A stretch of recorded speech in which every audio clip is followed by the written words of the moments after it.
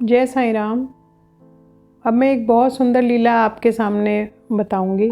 और वो कहते हैं ना, मैं हर वीडियो में अपने यही बोलती हूँ कि हमारा विश्वास बहुत है बाबा के प्रति। मतलब वो कुछ भी करते हैं, हम हमेशा सरेंडर्ड स्टेट में रहते हैं कि बाबा हम बस आपके ऊपर विश्वास करते हैं बहुत ज़्यादा, और बस आप हमारे जीवन में रहना, और कुछ नहीं चाहिए जीवन में। तो जो मेरी बड़ी वाली बिटिया है वो बहुत अलग तरीके से बाबा को प्यार करती है। वो उसको मैं जैसे कभी बोलूँगी कि तुम, उसको बाबा ने एक ड्यूटी दे रखी है कि जो मंदिर में जो फ़ोटो है उसकी माला वही बनाती है, और बाबा बहुत खुश होते हैं। तो जब वो माला बना देती है, उसमें से कहीं से एक कोना गायब हो जाता है, कहीं से एक बिंदी गायब हो जाती है, और फिर वो मुझे बाबा के माथे पे दिखाई देती है। तो वो बहुत खुशी से उसको बनाती है, और बाबा उसको उससे बहुत खुश भी हैं। और बाबा ने उसको बोला था कि तू अपने जन्मदिन शिरडी में मनाया कर। तो उसकी कोशिश रहती है कि उसका हर जन्मदिन शिरडी में मने, और वो अकेली चली जाती है मनाने के लिए बाबा के साथ। कभी कभी हम नहीं जा पाते। तो इस बार जब उसका जन्मदिन हुआ जुलाई में, 18 जुलाई को उसका जन्मदिन होता है, तो कोविड का वो था तो नहीं वो जा पा रही थी। तो वो अंदर से बहुत ज़्यादा दुखी थी। उसने बाबा को यही कहा कि बाबा आपने मुझे बोला था मुझे शिरडी बुलाओगे, ये जन्मदिन तो मेरा फिर ऐसे ही चला गया। और उसने एकदम, मतलब उसको इच्छा ही नहीं थी कुछ भी करने की। उसको बस ये था कि बस मैं एक छोटी सी सेवा करूँगी, बस वही मेरा जन्मदिन हो जाएगा। तो वो एक जन्मदिन पे अपने काम करती है, वो पूरा सचरित्र पढ़ती है। और ये उसका कई साल से ये उसका नियम है कि वो सुबह बैठती है और शाम तक सचरित्र ख़त्म करके फिर शाम को बाबा को वो भोग लगाती है। तो वो ये उसका नियम है कि मैं ये ज़रूर करूँगी अपने जन्मदिन पे, और कुछ सेवा ज़रूर करूँगी, चाहे वो कुछ भी हो, चाहे वो 5 बच्चों को बिस्किट देने की बात है या 10 बच्चों को जो भी देने की बात है।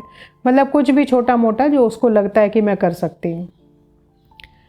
अगर वीकडे नहीं होता तो फिर हम कोई बड़ी सेवा भी रख लेते हैं, लेकिन अगर वीकडे है तो उसकी भी अपनी वर्क फ्रॉम होम था तो नहीं उतना कर पाई। लेकिन उसने पारायण किया सचरित्र का। तो वो, और पारायण करने के बाद वो आराम से इंतज़ार करती है वो कि बाबा, उसको विश्वास है कि बाबा ज़रूर कुछ ना कुछ उसके जन्मदिन पे देंगे। लेकिन इस बार वो थोड़ी परेशान थी क्योंकि वो शिरडी नहीं जा पाई थी।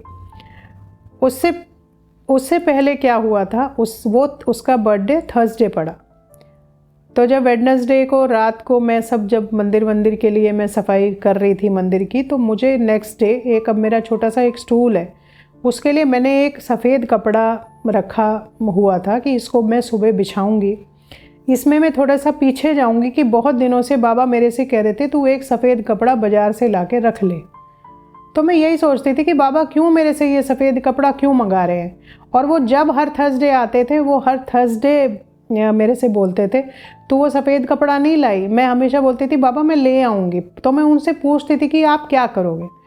तो वो हमेशा ये बोलते थे कि तू पूछा मत कर, जो मैं तुझे बोलता हूँ तू करा कर। तो और 3 थर्सडे यही हुआ कि उन्होंने मुझे बोला और मैंने वो कपड़ा नहीं लाया। कुछ ना कुछ मार्केट बंद, वही कोविड जो भी था, तो मैं वो नहीं कर पाई। तो वो एक सफ़ेद एक स्टूल कवर था जो मैंने न्यू था, और मैंने नेक्स्ट डे वो रखा हुआ था। तो जब थर्सडे सबको मालूम है कि मुझे बाबा का दर्शन होता है, तो जब सुबह बाबा जैसे आए तो बाबा ने मेरे से कहा कि मैं तुझे कितनी बार बोलता हूँ कि तू सफ़ेद कपड़ा ला, तू नहीं लाई, जा मुझे वो कपड़ा ला के दे दे। तो मैंने पूछा, मैंने कहा कौन सा। कहते वो रखा जो तूने उठा के जो रखा हुआ है वो ही ले आ। तो मैं उसको ले आई। तो बाबा ने उसके ऊपर अपने हाथ की छाप मुझे दी। दोनों बच्चों को बाबा बोलते हैं कि ये मेरे द्वारका माई के बच्चे हैं। तो बाबा ने कहा कि ये मेरी बिटिया के लिए है मेरा आशीर्वाद। तो मैं भी बहुत भावुक हो गई, मैं भी रोने लगी। तो मैंने वो फिर उसको, और बाबा ने कहा कि ये उसको मेरी तरफ से देना। तो मैंने वो रख लिया। तो मैंने उसको ये अपनी बिटिया को ये नहीं बताया कि बाबा ने, ये लोग जब भी थर्सडे होता है काकड़ आरती के बाद ये सब मेरे से पूछते हैं मम्मी बाबा ने क्या बोला। तो मैंने कहा कुछ नहीं बोला, बस तुम्हें जन्मदिन की बधाई दी। मम्मी बाबा ने कुछ दिया नहीं मेरे लिए। मैंने कहा नहीं कुछ भी नहीं दिया। अच्छा।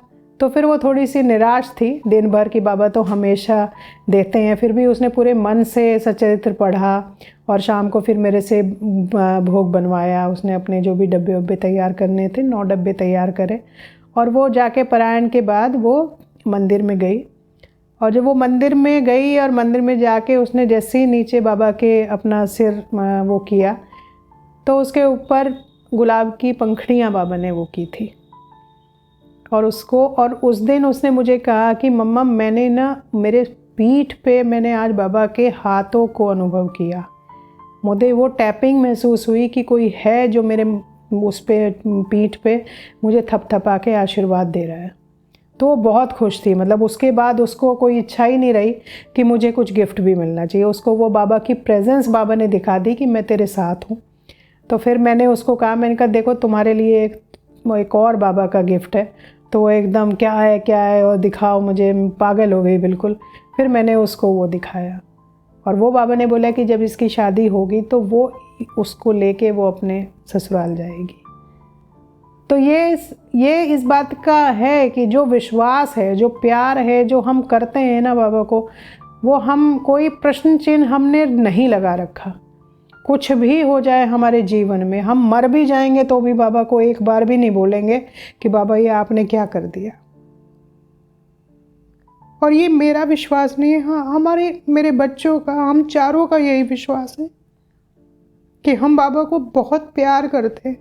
जो भी गलती होती है उसके लिए बाबा से माफ़ी मांगते हैं कि बाबा कुछ भी गलती हो आप हमें माफ़ कर देना, हम आप ही के बच्चे हैं और बच्चे हैं तो गलती कर सकते हैं, बट प्यार आपसे बहुत करते हैं। कुछ भी कर लो, बस हमारे जीवन में रहना, हमारा हाथ पकड़े रहना और अपना आशीर्वाद हमारे ऊपर बनाए रखना। जय साईं राम।